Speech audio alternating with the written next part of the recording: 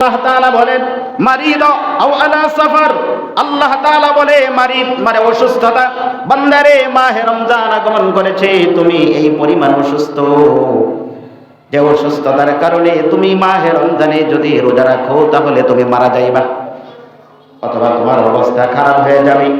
বান্দারে বিজ্ঞ ডাক্তার এবং ইসলামিক কোন ডাক্তার তোমাকে যদি নিষেধ যদি দেয়, ও আল্লাহর বান্দা ও আল্লাহর বান্দি, আপনি রোজা রাখতে পারবেন না, যদি রাখেন তাহলে মারা যাবেন, না হয় আপনার যে রোগ আছে আরো বৃদ্ধি পাবে। ওই ক্ষেত্রে মুসলমান ইমানদার যারা পরহেজগার ডাক্তার আছে, ওই ডাক্তারের কথাগুলা মানা যাবে।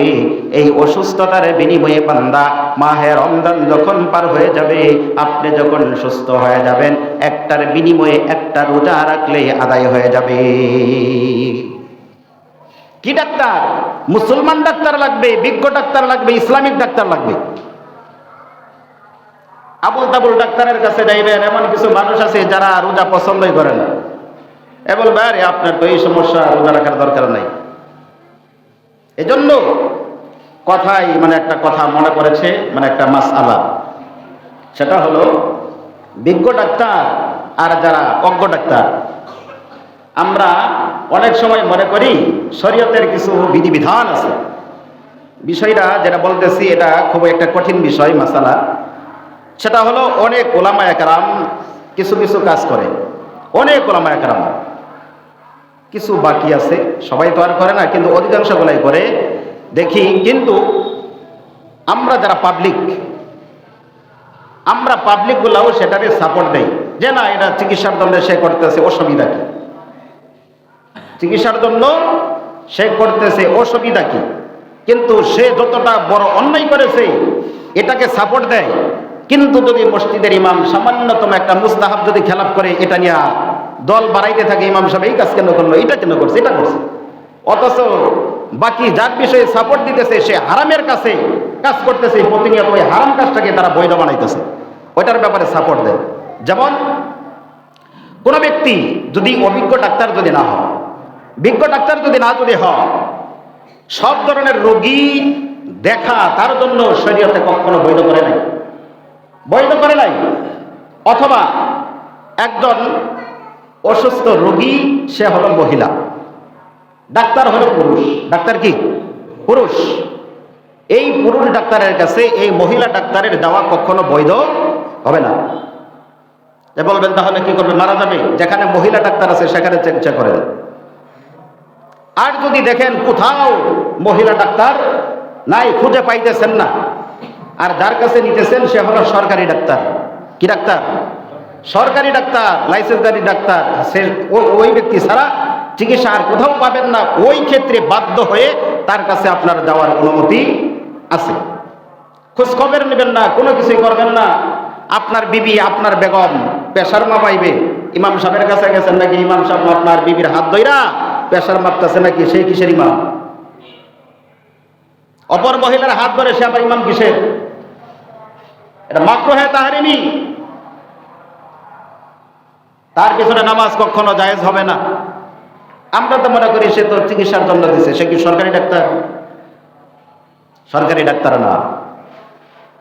আমরা অনেক আলেমরাও আবার এটা রেস, আপনার চিকিৎসার জন্য সমস্যা কি? আরে চিকিৎসা যেখানে করার অনুমতি সেখানে না যাইতে হবে। ইসলাম পবিত্র ধর্ম, ইসলাম শান্তি চায়, অশান্তি চায় না। তো এই জন্য অসুস্থতা আপনি হয়েছেন, যিনি ভালো ডাক্তার, বিজ্ঞ ডাক্তার, ইসলামিক যার মধ্যে জ্ঞান আছে, তার কাছে পরামর্শ নেওয়ার পরে আপনাকে সিদ্ধান্ত নিতে হবে আপনি রোজা রাখতে পারবেন নাকি পারবেন না। সে যেটা বলবে ওটা আপনি মানতে পারেন।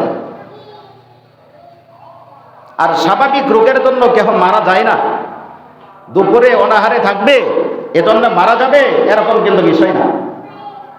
বরং দুই এক বেলা যদি না খান তাহলে আপনার পেট আরো পরিষ্কার হবে, আপনার দেহের জন্য, স্বাস্থ্যের জন্য এটা উপকার হবে, ভালাই হবে। আল্লাহ তাআলা এই রোজার মধ্যে কত ধরনের শারীরিক উপকারিতা আল্লাহ তাআলা দিয়েছেন, এটা আপনার আর আমার আকলে ধরবে না। যারা বিজ্ঞানী গবেষণা করে তাদের গিয়া জিজ্ঞাসা করেন। বিভিন্ন রোগ থেকে এই রোজার মাধ্যমে মানুষ মুক্তি পায়। কারণ এটার ভিতরে কি আছে? শেষের আয়াতে আল্লাহ তাআলা বলছেন কল্যাণ, কামিয়াবি, সফলতা এই রমজানের মধ্যে আল্লাহ তাআলা দিয়েছেন। যেখানে কল্যাণের কথা বলছেন ওখানে অকল্যাণ আসতে পারে না, ক্ষতি হইতে পারে না। এজন্য আল্লাহ তাআলা কি বললেন? আইয়ামাম মা'দুদাহ ফামান কানা মিনকুম মারিদান আও আলা সাফার। আল্লাহ তাআলা বলে হাতে গোনা কয়েকদিন মাত্র, সীমিত অল্প সময়ের জন্য আল্লাহ তাআলা এই রোজাকে ফরজ করে দিয়েছে। যারা অসুস্থ থাকবে একটার বিনিময়ে একটা, অথবা যারা সফরে আছে, সফর মানে খুব কঠিন বিষয়, সফরে থাকার পরে আপনি যদি মনে করেন আপনি রোজা রাখতে পারবেন, আপনার এই ক্ষমতা শরীরের মধ্যে আছে, তাহলে রোজা রাখবেন। যে সফরে আল্লাহ তাআলা মওকুফ করেছে বিদায় আপনি সুস্থ আছেন, সবল আছেন, এজন্য আপনি রোজা রাখবেন না, বিষয়টা এরকম না। এমন সফর, যেই সফর করার কারণে আপনি ক্লান্ত হয়ে গেছেন, যে কোনো মুহূর্তে দুর্ঘটনা হইতে পারে, এরকম যদি আশঙ্কা যদি হয়, ওই ক্ষেত্রে আপনার রোজা না রাখার অনুমতি আল্লাহ তাআলা দিয়েছেন।